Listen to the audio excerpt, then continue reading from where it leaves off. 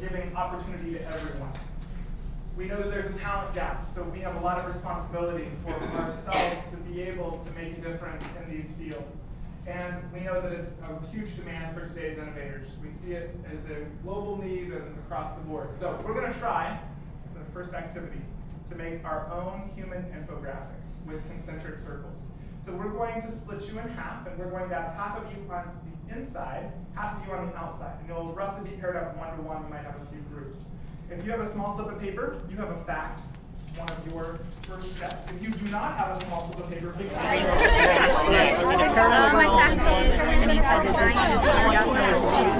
Well, my fact is, fewer than 40% of students intending to major in STEM complete a STEM. Well, mine says the top 10 batch 1 to In effect in 2009. At least for the science stuff. All right. You want to go first? But kind of one thing that I'm going to focus on a little bit this morning is really looking at the vision, this vision for science education, because it's more than just standards, it's more than just your lesson plan. Well, those are tools and those are avenues for it, but a lot of it comes back to vision, your vision for science education. And so one thing that the State Department of Ed is really trying to do is to really cast a vision so that this is our time, and that's one thing that you can view this as, this is our time to change the dialogue for science education in the state. We are right now that this is where we are, and if we don't take advantage of it, this opportunity is not going to come around again for the next 10, 20 years. And so this is what we're trying to do, is really get you guys also to really cast your vision for science education and what that looks like. So if you do this in 2 steps, what I want you to do is to go to these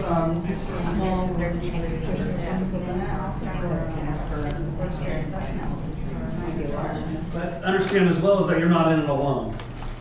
You don't have to go it alone, and we're all in it together. And so we need to move this forward, because as we did with the info graphic and kind of the activity that Lucas led us through, there's a huge need for STEM. And it was really kind of interesting for me because to kind of hear and see all these statistics, because I was watching a live stream of a conference that NRC, National Research Council, was putting on, and it was for informal educators and STEM outside of the classroom, kind of outside experiences, and they were looking at trends and kind of issues, and really a lot of the focus was it touched on this need for the economy and the job side of things, and that's what mainstream really views STEM as. Oh, well, it's all related to the job, whereas a lot of the informal, a lot of the dynamic and a lot of the discussions go on to just a plain scientifically literate society. Regardless of the job, yes, that's an important aspect of STEM and whatnot, but it's just the flat out developing a scientifically literate society. And so having the informal partners and having community members and the university partners kind of reach out and having a community-wide effort, I think, to me, that's part of my vision, and that's part of what I would see with science education, is broadening that out. It starts with you guys, and you guys are, the front line for science education and moving it forward. And so that's very important, and you guys serve an extremely important role in that. And so kind of moving on again to our next activity. Before that, I want to go back to the last question that you answered on the number 2. But before you guys give me your answer on that, or share with me some of your answers on that, what's your familiarity? How many of you guys have read the framework for K-12 science education? How many of you have glanced at the new standards? Okay, so but I want you to pick out 3 key ideas, 3 points within the framework that really hit home to you. So read this, take about maybe 5 minutes, 6 minutes, we'll read this, and then mark it up however you want, and then we'll come back together, we'll talk about, and we'll share out some of these 3 key ideas that you come up with from this framework. What we're shooting for from these statements and from everyone is to get them college and career ready. You've probably seen this definition because it's the same the state has been using since 2010. So we're looking at academic, cognitive, technical, and employability skills to be successful in industry and workforce without remediation. Does that make sense where we're going? So this is the core of the college and career readiness standards. What that means is that we have to give up the 2007 standards with all of the benchmarks, with all of the indicators that we've had in the grade bands. I want to just speak quickly. It's hard to lose things.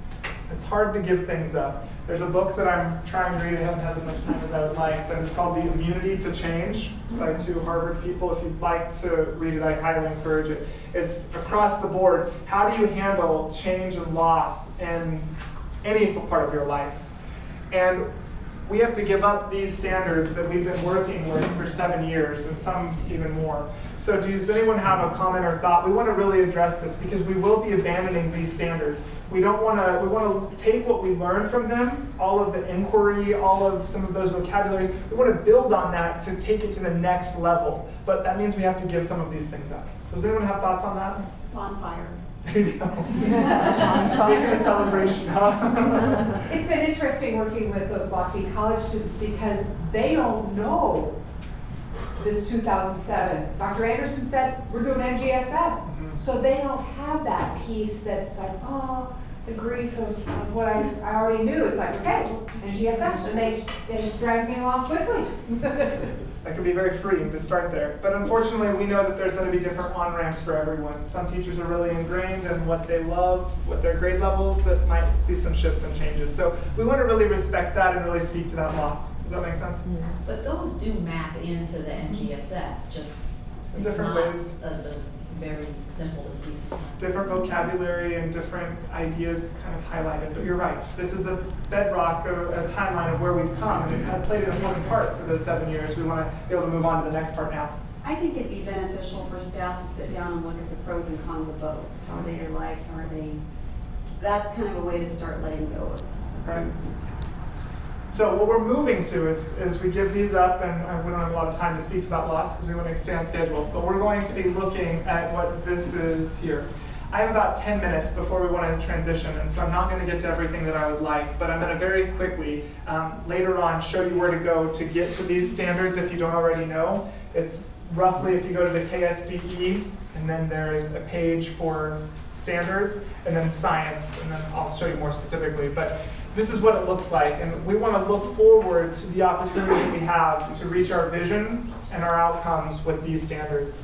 If you look quickly, you see that the top box up here has the performance expectations. Those are the statements of what students are expected to be able to do at the end of the end of your instruction. So at the end of your lesson or unit, those are the specific skills that they're after. Some of you have a table that was provided for you with your grade level. This is what provides the 2007 standards, the old ones, and then this is the box that we've copied for the new standards right here.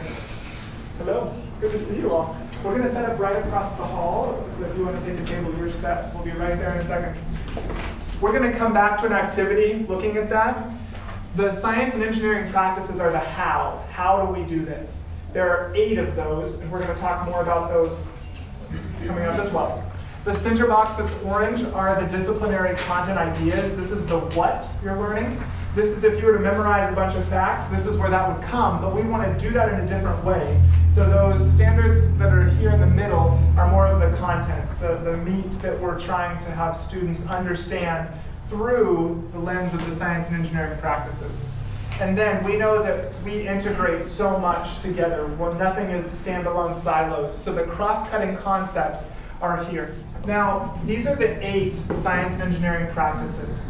We're going to do an activity with these in a second. I'm going to keep going on.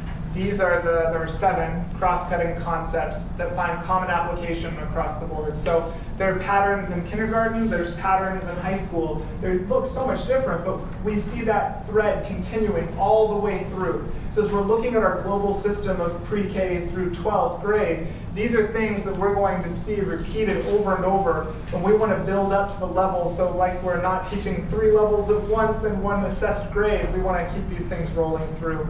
And then these are the core ideas. There's 4 of them. And again, there's more detail to each of these. But you've got physical science, life science, earth and space science, and then the engineering, technology, and application areas. It's changed a lot because we don't have inquiry as much bedded in. We still want to be hands-on, but we're using the science and engineering practices as a way to get there. We're going to do one activity as we transition. So if you go to the back of your handout, you see a graphic organizer that's called a window pane. It's like a Foursquare, very similarly. The window pane graphic organizer. I'm going to ask that you work in pairs, and I'm going to give you a specific either cross-cutting concept or a science and engineering practice. And the top part is our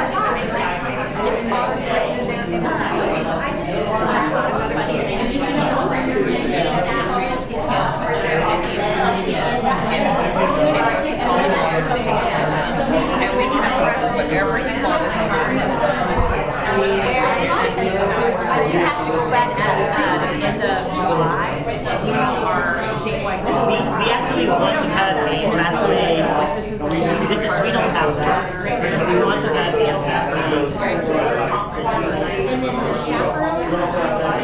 documentation and the communication of evidence and things like that, where you really need to establish kind of that culture within your classroom. And Ready Set Science is a free book. It's through the National Academies Press, and it's online. You can download it. And so this came straight from that book. And, but basically it goes through every student in your classroom. Everybody in the classroom has the right to make a contribution to be attentive and responsive audience. So that's a right that you have. Right to ask questions, right to be treated civilly, and you have the right to have your ideas discussed, not you personally. So I think that's the key one, is to really try and set that culture that, we're going to discuss your ideas that you're going to throw out there, and we're going to discuss them, but we're not, the argumentative process and the discussion is not to be directed at you personally. It's to be directed at the idea, because that's how science works, and that's how we get to a better understanding.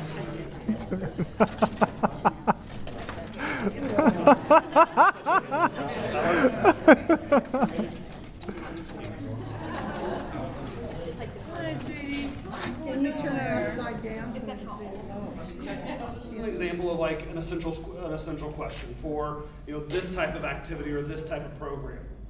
So how is it that animals are able to perform various actions that may or may not be similar to others? So how do they perform these different actions? We're not doing necessarily a behavioral observation per se for a study, so you don't have to just watch one chimp. We're looking at all of them, so you can look at all of them and make just a variety of observations. As many as you can.